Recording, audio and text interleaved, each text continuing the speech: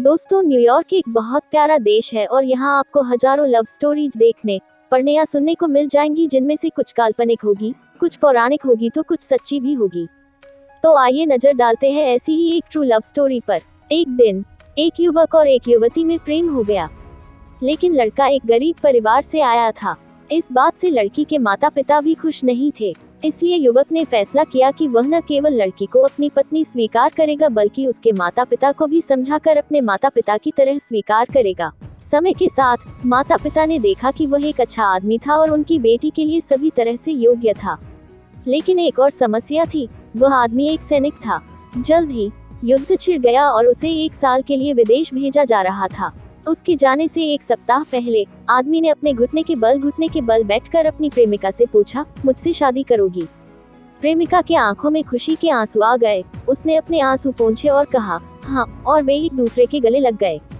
वे इस बात पर सहमत हुए कि जब वह 1 साल में वापस आएगा तो वे शादी कर लेंगे। लेकिन एक बड़ी त्रासदी हुई। उसके जाने के कुछ दिनों बाद लड़की का एक बड़ा एक्सीडेंट हो गया। ये एक्सीडेंट गाड़ियों की आमने सामने की टक्कर थी। जब वह अस्पताल में जागी तो उसने अपने माता पिता को रोते हुए देखा। तुरंत वह जान गई कि कुछ गड़बड़ है। बाद में उसे पता चला कि उसे ब्रेन इंजरी है। उसके चेहरे की मांसपेशियों को नियंत्रित करने वाले उसके मस्तिष्क का हिस्सा क्षतिग्रस्त हो गया था।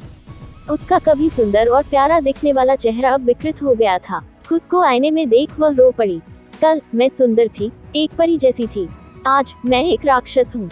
उसका शरीर भी बहुत सारे बदसूरत घावों से भरा हुआ था। वो खूब रोती और फिर उदास हो जाती। एक दिन उसने अपने मंगेतर को उनके वादे से मुक्त करने का फैसला किया। वह जानती थी कि वह उसे अब और नहीं चाहेगा। वह उसके बारे में भूल जाना चाहती थी और उसे फिर कभी नहीं उसका सामना नहीं करना चाहती थी। 1 साल तक सिपाही ने कई पत्र लिखे, लेकिन उसने जवाब नहीं दिया। उसने उसे कई बार फोन किया, लेकिन उसने कॉल रिसीव नहीं किया। हालांकि वो ऐसा नहीं करना चाहती थी, पर वो मजबूर थी।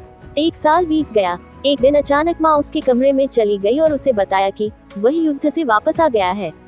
लड़की चिल्लाई, नहीं, कृपया उसे मेरे बारे में मत बताए। उसे मत बताना कि मैं यहाँ हूँ। माँ ने कहा, उसकी शादी हो रही है और उसमें तुम्हें अपनी शादी का निमंत्रण भेजा है। लड़की का दिल बैठ गया।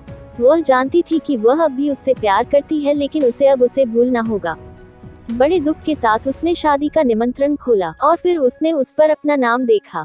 उसे कुछ भी समझ नहीं आ रहा था। उलझन में उसने पूछा, यह क्या है? तभी युवक फूलों का गुलदस्ता लेकर उसके कमरे में दाखिल हुआ।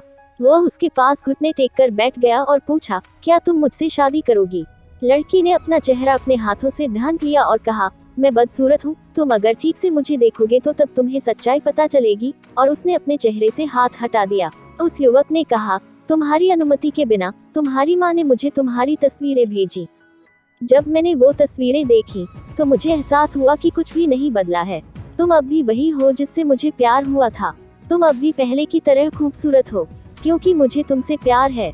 दोस्तों, अक्सर लोग ऐसी बातें करते हुए पाए जाते हैं कि प्रेम अंधा होता है। सच्चा प्यार शरीर से नहीं, आत्मा से किया जाता है। लेकिन दुनिया की कड़वी सच्चाई यह है, लोग इसके विपरीत ही करते हैं। हाँ, इस दुनिया में कहीं कहीं पर शरीर वाला नहीं, आत्मा वाला प्यार दिखाई देखा है, और इसी से शायद इस दुनिया में प्यार का अस्तित्व बना रहता है।